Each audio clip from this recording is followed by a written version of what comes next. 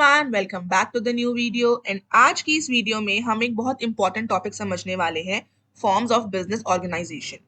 Partnership.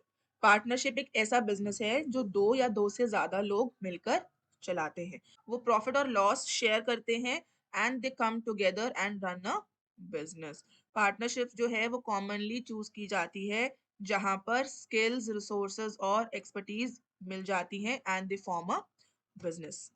सबसे पहला है इसका feature formation. It is form through an agreement between two और मोर पीपल। वो एग्रीमेंट ओरल भी हो सकता है, रिटन भी हो सकता है, बट अगर वो रिटन एग्रीमेंट होगा then it becomes partnership deed. And वो क्लियरली जितने भी लीगल प्रोसेस है, जो भी चीजें हैं, वो प्रॉपरली पूरा का पूरा लिखा जाएगा और उसके बाद वो एक डीड बनेगी। नंबर ऑफ पार्टनर्स कितने होते हैं? दो या फिर दो से ज्यादा। ठीक है। बैंकिंग के बिजनेस में जो मैक्सिमम नंबर ऑफ पार्टनर्स हैं वो 10 होते हैं।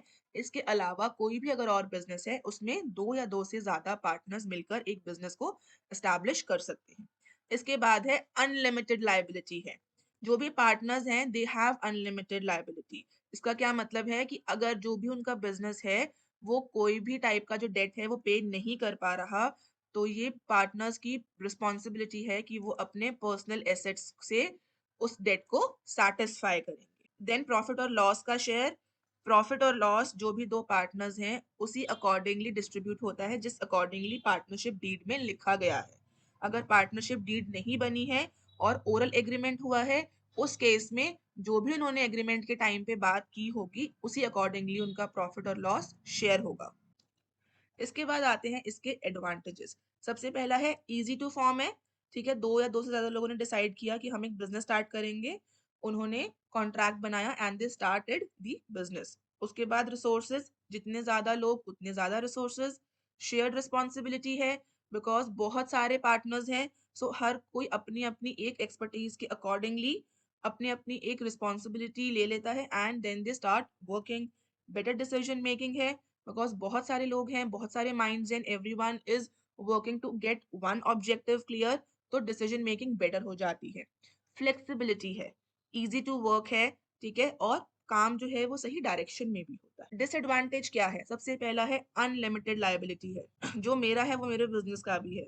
पोटेंशियल टू कन्फ्लिक्ट है। बहुत सारे लोग जब एक ही काम को करने की तरफ जाते हैं तो कन्फ्लिक्ट होता है क्योंकि हर किसी का आइडिया डिफरेंट है। लैक ऑफ कॉन्टिन्यूटी है। ठीक है, कन्फ्लिक्ट हो गया, बात समझ में नहीं आई, अच्छे तरीके से काम नहीं हुआ, तो लैक ऑफ कॉन्टिन्यूटी होगी वर्क में। प्रॉफिट शेयरिंग है। किसी को कम प्रॉफिट मिल रहा है, किसी को ज्यादा प्रॉफिट मिल रहा है, बट कोई ज्यादा काम कर रहा है, तो ये सारी चीजें डिसएडवांटेज में आती हैं। देन जॉइंट रिस्पॉन्सिबिलिटी है। कुछ भी अगर ऑर्गेनाइजेशन में होगा उस टाइम पे ये नहीं देखा जाएगा कि किसके पास कितना परसेंट शेयर था।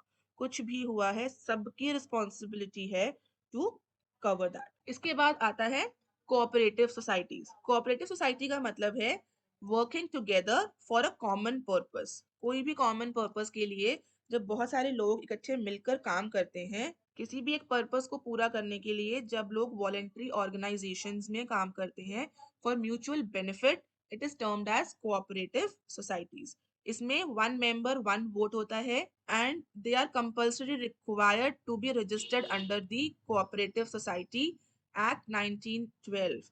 अगर इसके अंडर कोई भी कोऑपरेटिव सोसाइटी रजिस्टर्ड नहीं की गई है, so that organization or that business will not be considered as cooperative societies. Okay. इसका फीचर क्या है? लिमिटेड लाइबिलिटी है। जितना भी जो पार्टनर्स हैं, जो वर्कर्स हैं, जितना उन्होंने अपना कैपिटल कंट्रीब्यूट किया है उस फर्म में, उनकी सिर्फ उतनी ही लाइबिलिटी है। ठीक है, मेंबर्स पर्सनली लाइबल नहीं है for the debt of the society. Voluntary membership है। जिनकी भी कॉमन इंटरेस्ट है, जो सोसाइटी है is open to all individual who have common interest. कोई भी ज्वाइन कर सकता है और कोई भी कभी भी लीव करके जा सकता है।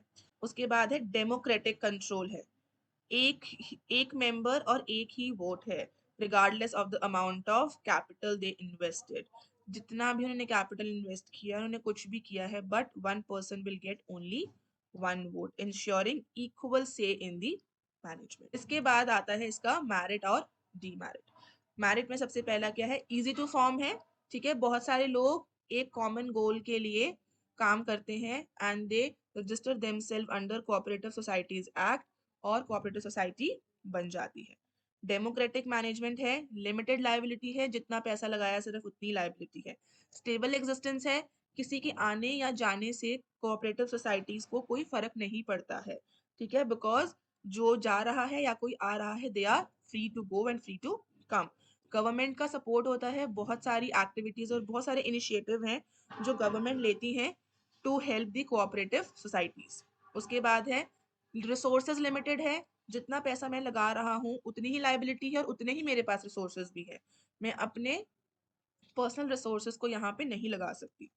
इनएफिशिएंट मैनेजमेंट है, बिकॉज हर कोई सिर्फ उसे सर्विस मोटिव से आया है। देन लैक ऑफ मोटिवेशन है, एक्सेसिव गवर्नमेंट कंट्रोल है और कन्फ्लिक्ट अमंग मेंबर्स है।